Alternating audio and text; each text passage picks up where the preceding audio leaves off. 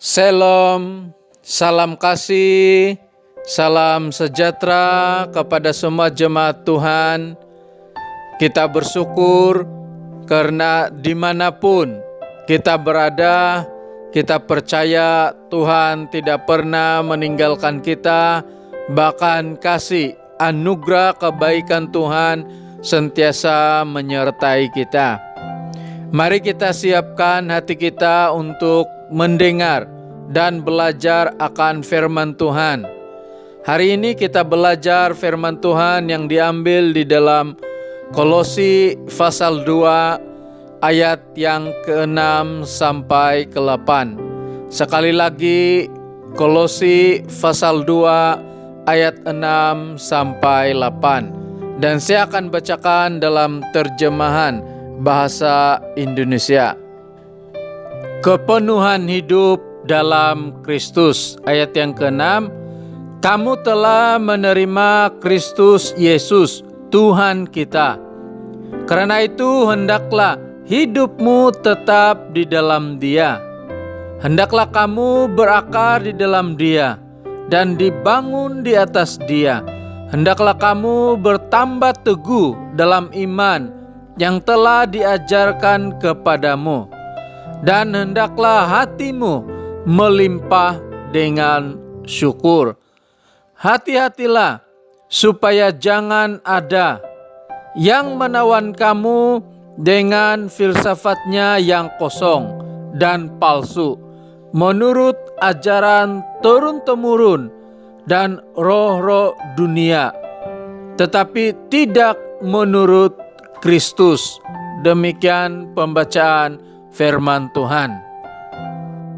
Saudara yang dikasihi oleh Tuhan Yesus, kita masih lagi belajar tema mengenai membangun. Dan subtema kita minggu ini, hidup dibangun di atas Kristus. Saudara yang dikasihi oleh Tuhan, saya ingin berkongsi sedikit latar belakang kitab Kolose. Sekitar tahun 52 Masehi, Paulus setiap hari memberitakan Injil di Efesus. Sehingga dari sana Injil tersebar di seluruh kawasan itu, dan itu termasuk Kolose. Lebih kurang 8 tahun kemudian, Paulus yang pada waktu itu berada di penjara di Roma, Epafras datang berjumpa dengan Paulus di penjara sambil membawa berita tentang gereja di Kolose. Di penjara, Paulus menulis surat kepada jemaat di Kolose. Paulus memang tidak pernah melawat gereja Kolose, tetapi Paulus memiliki ikatan yang kuat dengan jemaat Kolose. Tujuan Paulus menulis surat kepada jemaat Kolose adalah untuk mendorong mereka supaya berakar umbi di dalam Yesus Kristus, dan supaya jemaat Kolose terus bertumbuh dan semakin teguh di dalam Yesus Kristus. Dengan kata yang lain, mereka terus dibangun di atas Kristus. Saudara yang dikasihi oleh Tuhan, sekali lagi subtema kita, hidup dibangun di atas Kristus. Lalu bagaimana hidup kita dibangun di atas Kristus? Yang pertama kita belajar, hidup dibangun di atas Kristus dengan percaya kepada Tuhan Yesus. Saudara, kita tidak akan dapat dibangun di atas Kristus kalau kita tidak percaya kepada Tuhan Yesus.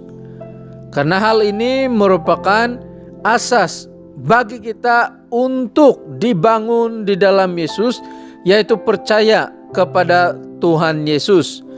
Firman Tuhan yang sudah kita baca khususnya di dalam ayat yang ke-6, Paulus memberikan dorongan kepada jemaat Kolose yang sudah percaya kepada Yesus supaya mereka hendaklah hidup tetap di dalam Yesus.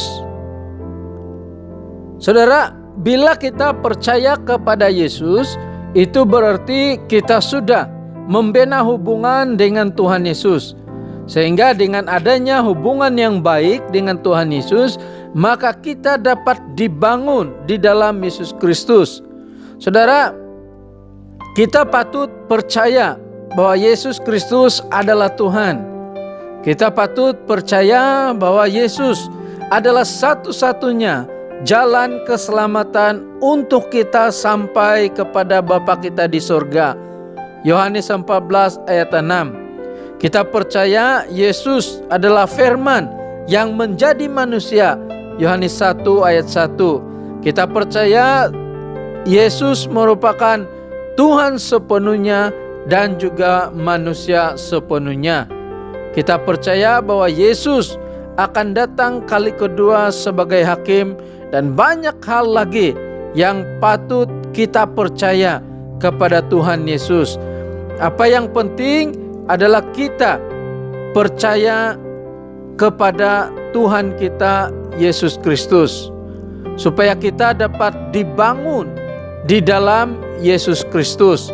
Yang kedua, hidup dibangun di atas Kristus dengan berakar dan semakin teguh di dalam Yesus Kristus. Saudara, percaya kepada Tuhan Yesus itu sangat penting. Tetapi tidak cukup hanya percaya, kita perlu berakar semakin teguh di dalam Yesus Kristus. Firman Tuhan yang sudah kita baca, ayat yang ke-7, terjemahan bahasa Malaysia, hendaklah kamu berakar umbi di dalam Yesus. Kita tahu bahwa akar merupakan organ paling penting dalam tumbuhan. Akar berfungsi menyerap air dan mengikat pohon kepada tanah supaya kuku kuat, teguh, dan terus bertumbuh. Jadi berakar di dalam Yesus Kristus juga hal yang penting bagi kita, supaya kita terus dibangun di dalam Yesus Kristus. Bagaimana kita boleh berakar di dalam Yesus Kristus? Kita boleh berakar di dalam Yesus dengan terus memiliki disiplin rohani, dengan menjaga persekutuan kita dengan Tuhan Yesus, memiliki komitmen doa yang teratur. Kita beribadah dengan sungguh-sungguh kepada Tuhan, bukan karena kita sebagai orang Kristen, tetapi kita beribadah, kita menyembah Tuhan Yesus karena kasih kita kepada Tuhan. Dan banyak lagi yang dapat kita lakukan untuk terus berakar di dalam Yesus.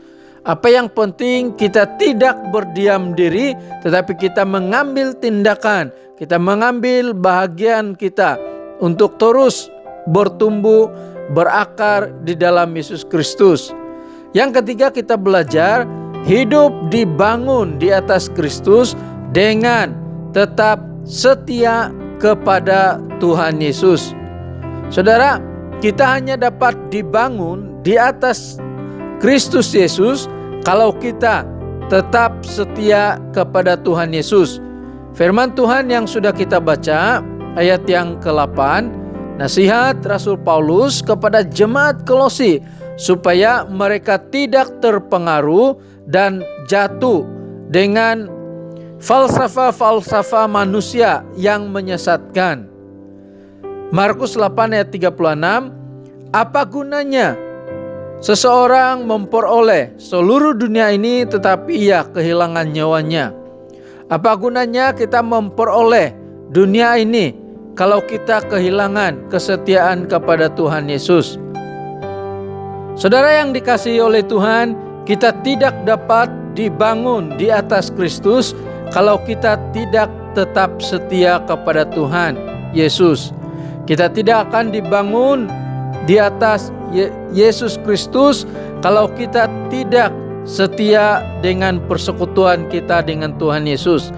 Kita tidak dapat dibangun di dalam Yesus Kristus kalau kita tidak melakukan firman Tuhan. Kita tidak dapat dibangun di dalam Yesus Kristus kalau kita tinggal di luar Yesus.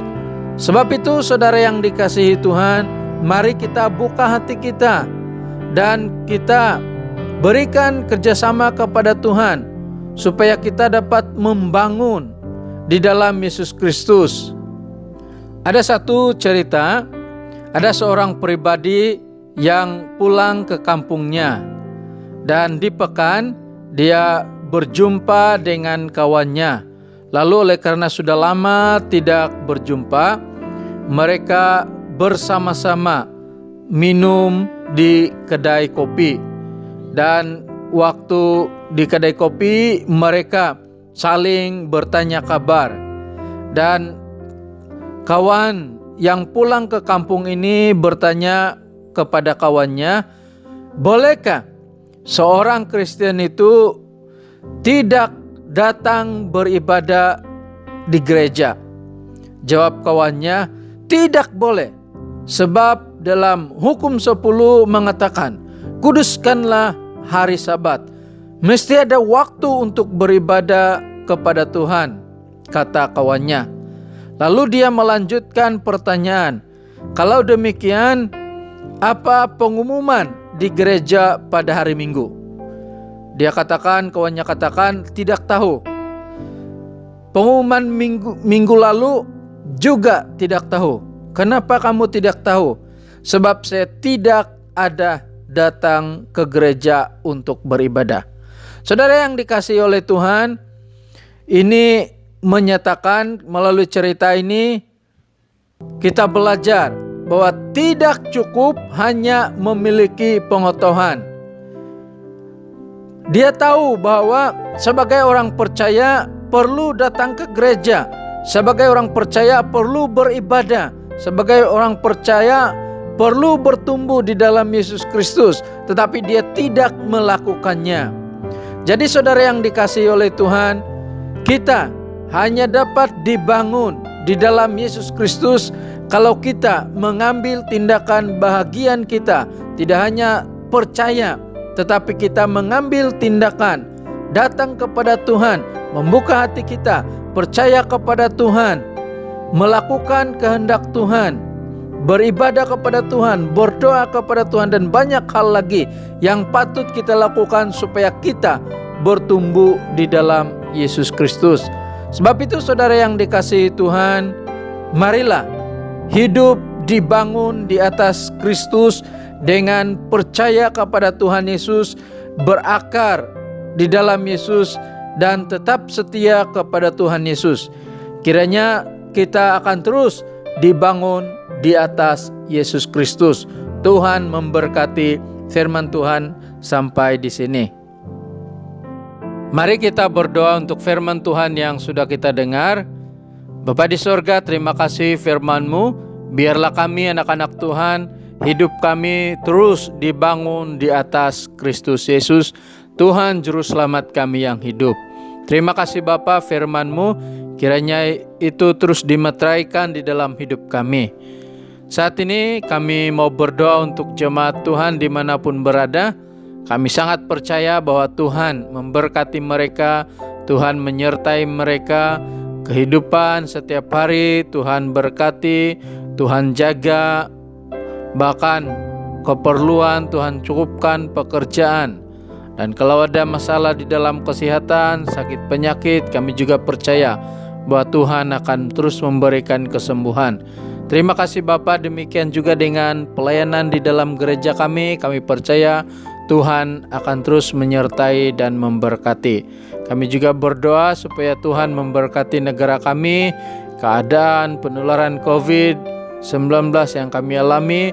Kami percaya Tuhan berkati dan berikan kami kekuatan untuk terus memberikan kerjasama supaya penularan ini boleh dihentikan. Terima kasih Bapa, kami bersyukur karena kami memiliki Tuhan yang sentiasa mendengar doa kami. Ini doa kami di dalam nama Tuhan Yesus kami sudah berdoa. Amin.